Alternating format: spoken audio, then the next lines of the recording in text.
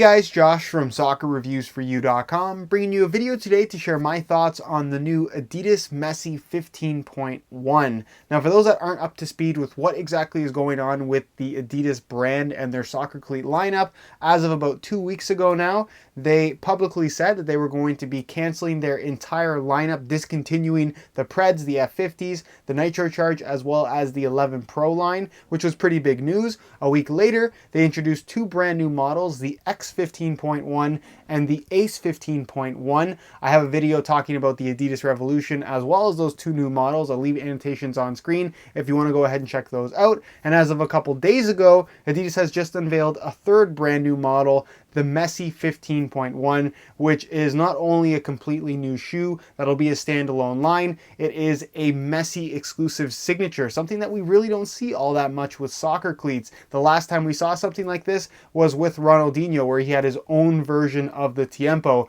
not just an exclusive colorway like we see with Ronaldo as well as Neymar with the Hypervenom as well as the Mercurial line. So this is Messi's own shoe that only Messi will be wearing. At least that's what we know. So Messi 15.1, what should you know? The first question I know a lot of you guys are going to ask is, when am I going to get a pair to review? They've been unveiled, but they aren't due to be available until sometime in July. Some websites say July 1st, some websites say mid-July, some say early July. It'll be around July, hopefully sooner if I can get my hands on a pair. Just know that I will be trying to get them as soon as possible, and as soon as I do get a pair, you can expect to see videos on the Messi 15.1 at that time. So be patient, guys. I'm trying to get all of these new Adidas things as soon as possible. The only thing with these new models is that they unveiled them and didn't make them available until a month to month and a half later, which is a bit of a bummer because there's kind of a wait time for those of you guys that do want them or just want more information on them. But like I said, I'm working to get all of the new Adidas models as soon as possible. So Messi 15.1, what should you know? Comes in at $220, just like the new X and Ace top end models in both the synthetic and leather variations. Speaking of leather variations, based on what we've seen so far and what Adidas has unveiled, and what retailers are showing,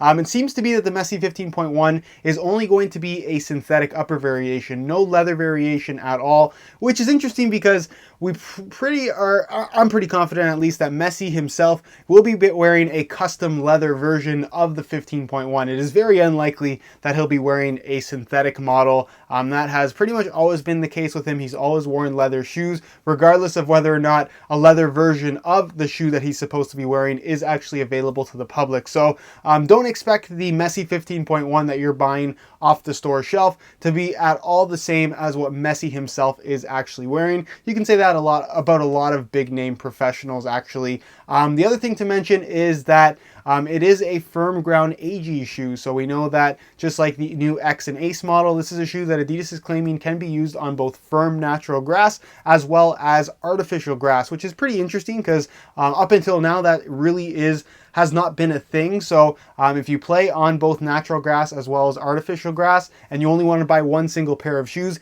any of these new Adidas models are going to be really solid options because they're technically the only shoes that are capable of this. Now, just because Adidas says it's good for both firm ground as well as artificial grass doesn't really mean much. We still have to see how each of these models is actually going to perform, and most importantly, how they're actually going to hold up, especially on artificial grass, because for the most part, I would say that the X as well as the Messi models look to be pretty standard firm ground stud patterns that more or less look like they're going to feel like firm ground stud patterns when used on artificial grass, whereas at least the Ace model does have a stud pattern that to me looks like it could be an AG FG kind of hybrid thing. But again, until I've actually used them, I don't want to judge them too harshly. It is something that I am very, very curious about though. The other thing to mention regarding tech specs that have been given is the weight. Adidas hasn't really mentioned the weight with any of these shoes, especially the Messi 15.1. I've seen that some websites have them listed at around 8.2 ounces, which is light, but actually not as light as the current 2015 F50, which obviously did see a weight increase coming from the 2014 F50. And if the shoe in a 9 US or so would weigh in at 8.2 ounces, I think that would be a little bit disappointing. I think that the Messi 15.1, by the looks of it, is kind of a replacement for the F50 line, just without the F50 name. So curious to see how light they're actually going to be. I don't really buy too much into the tech specs that a lot of these online retailers are actually listing on their sites. More often than not, prior to the official release, those things are pretty inaccurate. So I wouldn't, like I said, read too much into that, but I am curious to see how much these things are actually going to weigh, because based on how they look, I would expect them to be pretty lightweight. It looks like it could be in a similar weight range to the 2014 F50, but again, until I have them in my hands, I can't really say for sure. As far as tech specs on the shoe itself goes, like I mentioned, it is a synthetic upper. It does have a more aggressive stud pattern that reminds me a little bit of the 2014 F50 stud pattern. They're kind of getting away from the 2015 F50 stud pattern altogether, which is a bit of a shame because I thought that was really, really good. And it's got the cutouts in the sole plate. To a certain extent, it does have a lot of similar characteristics to what you're going to find on the X model. The most distinctive looking characteristic is, of course, the kind of external support cage that seems to be like a three-dimensional hard plastic as opposed to a thin material fused to the actual shoe. Kind of acts as a heel counter. It takes up the rear portion of the shoe, and it seems a lot clunkier than what you're going to find from pretty much any other shoe on the market. Visually, the shoe is kind of interesting. It doesn't have Adidas stripes anywhere on the shoe, which is kind of the theme with these new models. Not so much the Ace, but of course the X model doesn't have really any visible 3 Adidas stripes on the shoe either. But it's an interesting looking shoe. I want to see it in person before I have any really before I pass any kind of major judgment on it. But as of right now, I can't say that I think it's a particularly attractive shoe. I really like the look of the Ace model. I honestly don't think the X model is all that bad, but this new Messi 15.1 to me just doesn't look too appealing so far. As far as the materials and the tech specs that they've given to the public, this shoe has all the Messi technologies. The upper is Messi Touch. The support on the outside that I was talking about is a Messi frame. The sole plate is what they call the Messi print. And the stud pattern has a weird name. It's the Messi Gambatrax or something like that. I'm not sure exactly how you say it, but that's what's listed, and that's how I'm going to say it in this video. And like I said, it kind of looks like a new variation of the F50 without the F50 name. The Messi Touch upper does have some texturing to it. They did hint that it would provide extra grip on the ball, so it's really difficult to say how grippy it's going to be just based on how it looks. Reminds me a little bit of the original Hypervenom Phantom and even maybe the Vapor 9 with the golf ball-like texturing that it had.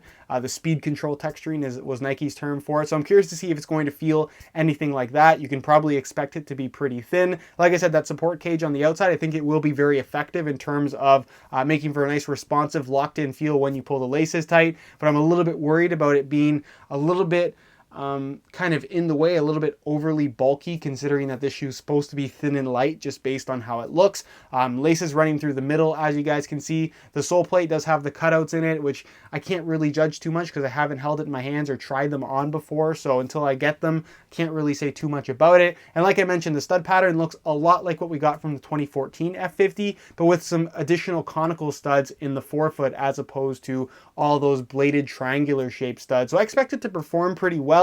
Again, the only question with the stud pattern is it going to perform well on artificial grass? Because I'm pretty sure it'll do all right on firm ground. So again, until I get these shoes in my hands, I don't want to say too much regarding the performance because I just don't know at this point. But I'm excited to try them out. It definitely does seem to be a very interesting shoe. And I like that they've got 3 brand new models that are all distinctively different from each other based on the features that they have. I'm really, really excited to try them out. And again, as far as when I'm going to get them, release date is sometime in July. I'm going to try and get them as soon as possible, so stay tuned for that. But that's pretty much it as far as what I have to say regarding the Messi 15.1. If you have any thoughts yourself or any questions regarding any of the things that I mentioned in today's video, leave those questions down below in the comment section. I definitely will get an answer out to you. If you enjoyed today's video, found it helpful and informative, be sure to support it with a like. Subscribe if you haven't already for daily videos on all the latest and greatest soccer gear. You can find all my social media information down below in the description as well. And other than that, guys, hope you enjoyed today's video. And as always, thanks for watching.